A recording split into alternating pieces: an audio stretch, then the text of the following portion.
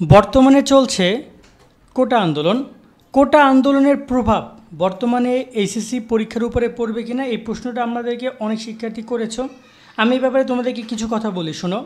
বর্তমানে কোটা আন্দোলন যে কোনো সময় যে কোনো দিকে রূপ নিতে পারে, তোমাদের পরীক্ষার উপর প্রভাব একটা পড়তে পারে, তবে সম্ভাবনা তার তুলনামূলক খুবই কম। এখন আমি এখানে কাদের কথা বলছি, সবার উপরে কিন্তু প্রভাব পড়বে না, নির্ধারিত কিছু শিক্ষার্থীদের জন্য এই প্রভাবটা। কাদের জন্য বলছি একটু ভিডিও শেষ পর্যন্ত দেখুন, বিষয়গুলো একটু বোঝো। দেখো, কোটা সংস্কার আন্দোলনের পক্ষে দেশের অধিকাংশ শিক্ষার্থী, অধিকাংশ বলতে ভুল হবে, 95% স্টুডেন্টই চায় যে কোটা আন্দোলনে কোটা নিপাত যাক, মেধার জয় জয়কার হোক এবং মেধা দিয়েই মূল্যায়ন করা হোক, মেধার মাধ্যমে চাকরি হোক, এবং সেটা আমাদেরও দাবি। তবে বর্তমানে কোটার মাধ্যমে যে আন্দোলন হচ্ছে বা কোটা নিয়ে যে আন্দোলন হচ্ছে, আমরা এখানে দেখছিলাম আজকে তাদের যে ব্রিফিং, সেখানে শনিবার অবরোধ থাকছে না, অর্থাৎ শনিবারের কথা বলেছে, কিন্তু শনিবার তারা এই ব্যাপারে সিদ্ধান্ত নেবে যে কোটা আন্দোলন নিয়ে তারা কী সিদ্ধান্ত নেবে। এবং শনিবার তাদের একটা সভা, আমি শুনেছি যে শনিবার তাদের একটা সভা রয়েছে, সেই সভার সিদ্ধান্ত হবে যে পরবর্তীতে কী। এখন এখানে রবিবার কিন্তু এক্সাম, তারপর আরও বেশ কয়েকটি এক্সাম রয়েছে। তবে এখানে যারা কোটার যারা এখানে কমিটিতে রয়েছে বা যারা এগুলো নিয়ন্ত্রণ করে, তাদের একটা ব্যাপারে আমি বেশ ভালো লেগেছে যে তারা শিক্ষার্থীদের কথা ভেবে এই যে আন্দোলনের বিষয়গুলো বিশেষ করে বিকালবেলা বেশি কন্টিনিউ করে। তো এখানে সকালবেলা তোমাদের যাদের পরীক্ষা, সো তোমাদের ওরকম কোনো প্রভাব পড়বে না।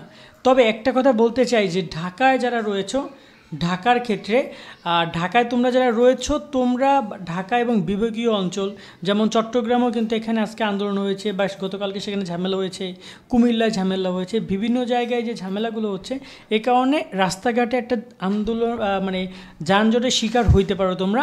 তো এই ব্যাপারটা তোমরা খেয়াল রাখবা। তো এই জায়গায় তোমাদের উপর প্রভাব পড়তে পারে যে যানজট সমস্যার কারণে, কারণ আন্দোলনকারীদের একটা কথা হচ্ছে যে এখানে যখন তারা শাহবাগ বা বিভিন্ন জায়গা মহাসড়ক যখন তারা অবরোধ করে, তখন কিন্তু হাজার হাজার মানুষ দুপাশে আটকা পড়ে যায়। তো সেই আটকা পড়ার মধ্যে যেন তুমি না থাকো, একটু হিসাব নিয়ে খোঁজখবর নিয়ে বাসা থেকে বের হবা এবং সেভাবে পরীক্ষা দিতে যাবা, পরীক্ষা দিতে আসবা। পরীক্ষা দিতে আমি মনে করি যে তারা তোমাদের পরীক্ষার কথাগুলো ভাববে, যেহেতু তোমাদের এখানে প্রায় 1-2 না প্রায় 14-15 লাখ শিক্ষার্থী পরীক্ষা দিবে, তার সাথে তাদের অভিভাবকরাও রয়েছে, তারা পরীক্ষার মধ্যে কোনো ধরনের আন্দোলন রাখবে না।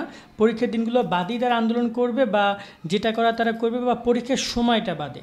সো এই জায়গায় তোমাদেরকে জাস্ট এই জিনিসটা মাথায় রাখবা। আর একটা ব্যাপার বলছি, যদি এখানে আন্দোলন বা এই যে সমস্যাটা, এটা যদি আরও পরবর্তীতে আরও গাঢ় রূপ নেয়, যদি এটা তাদের সমাধান না করে, তাহলে তোমাদের পরীক্ষা আরও প্রভাব পড়তে পারে।